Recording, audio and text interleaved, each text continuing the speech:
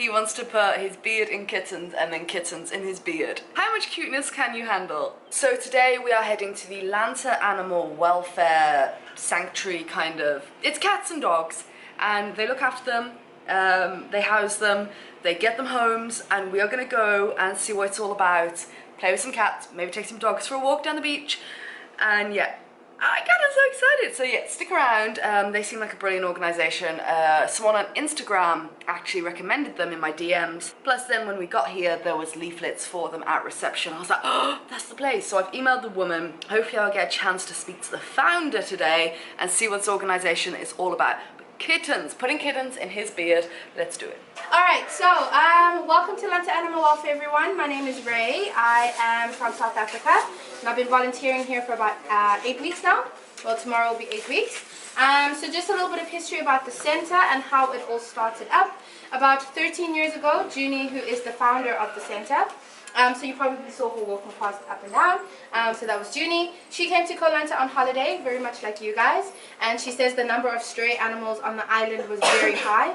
And because there were only a few places to go, so just a few beach restaurants, a lot of the animals, or most of them, would end up going to where people were because they knew that's where they'd find food.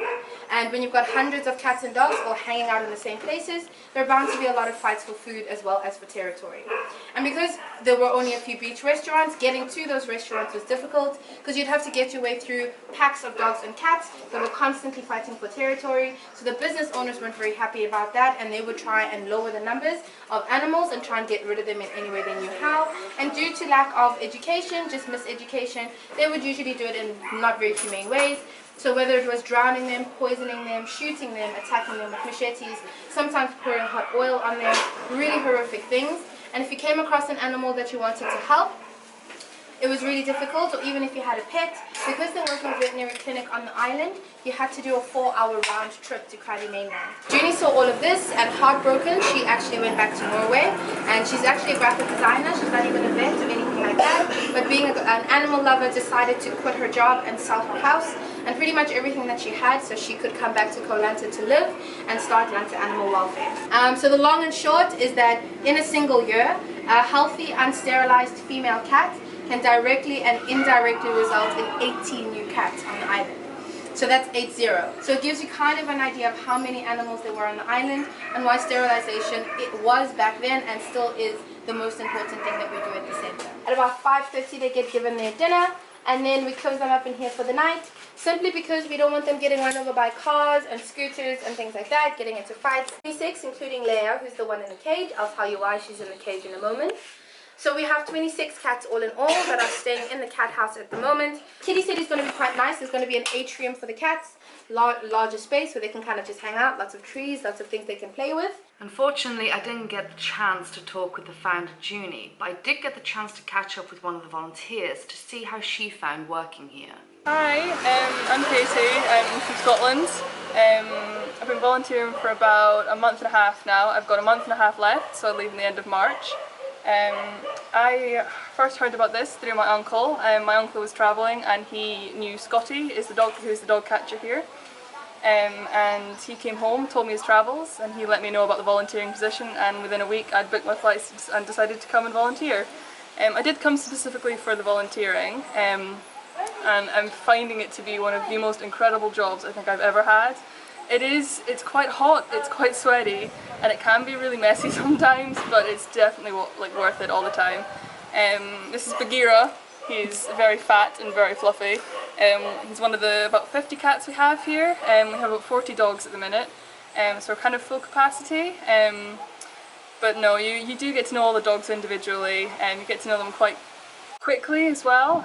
The first week can be a little bit overwhelming, but eventually you do get used to all the different dogs and how their behaviours are and things like that.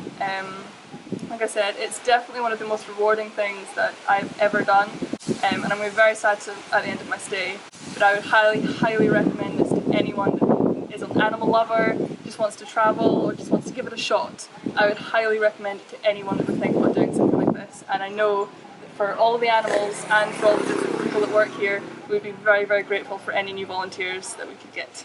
So basically, Lanta Animal Welfare, their main priority is to sterilise every single animal that comes in, and give them a rabies vaccination.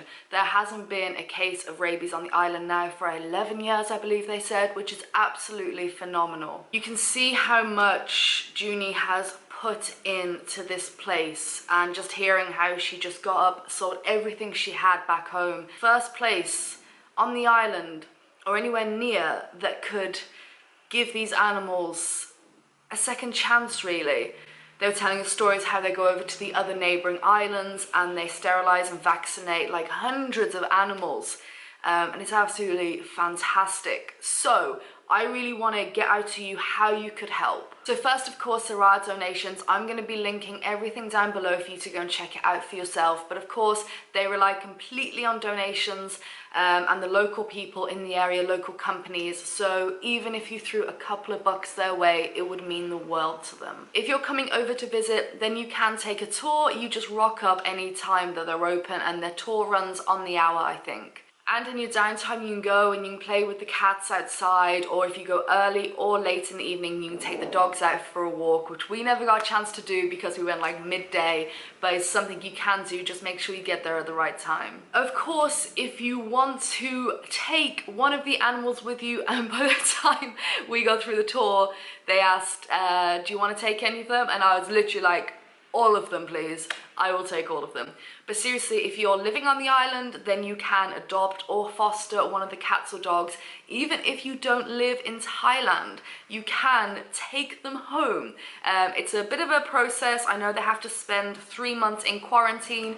You might have seen a couple of cats, like one outside near the star in a cage, and he'd been adopted to Germany, so I believe they have to stay on Koh Lanta, quarantine for 3 months, and then they take them back to their home. You can also be a flight volunteer, so obviously these animals need to be taken to these countries that they've been adopted. So if you're going to one of those countries on a flight, then talk to them. They have boards up in the sense which say where they need people to fly to. So by chance you're going to Stockholm, Sweden, and they need to get an animal there for an adoption, then you can be a part of that, which is amazing. And of course you can volunteer there. We heard from Katie, heard some great stuff about them, and they've got quite a few volunteers. I think she's had around between 10 and 15. It's all the information is on their website. You know, we'll drop them an email, and if you want to go over and volunteer, I think the minimum is a month that they ask for, or if you want to do 3 months, then I know they'd be so appreciative, like they said, of more hands on board, making sure, because the thing is, it's such a small centre right now that they cannot house nearly enough animals. So obviously they want to expand, and they have huge plans for their kitty city. They have massive plans to expand, so any way that you can help, whether it's going out there and volunteering, being a flight volunteer, I think that's what they call it, or if you just want to donate, or just share this video or one of my social media posts or their website onto your Facebook or something. Get the message out there, and that's what this video is about. As soon as we heard about it, couldn't wait to visit. I picked up the camera, and they've got a great story. They've got such a brilliant organisation. So if you find yourself in Koh Lanta in Thailand, definitely go and pay them a visit. Let's hope that they can build and expand and do more good in the years to come. Honest to God, they really do deserve it. Alright, I'm going to leave that video here. Like I said, share this video. I rarely ask you to ever share any of my videos, but this is, when it comes to animals and things like that, I'm just so passionate about it. Please, let's get the message out there. Share this video with all your friends and family. If you know someone that's going to Thailand, then let them know they can come and volunteer in Koh Lanta and be with the cats and the dogs, and they are so effing cute. So let's leave the video there. I will see you in a couple of days. Let me know down below. Have you come to Koh Lanta and been to the shelter? What did you think? Or have you volunteered yourself? Let me know down below, and I'll see you in a couple of days.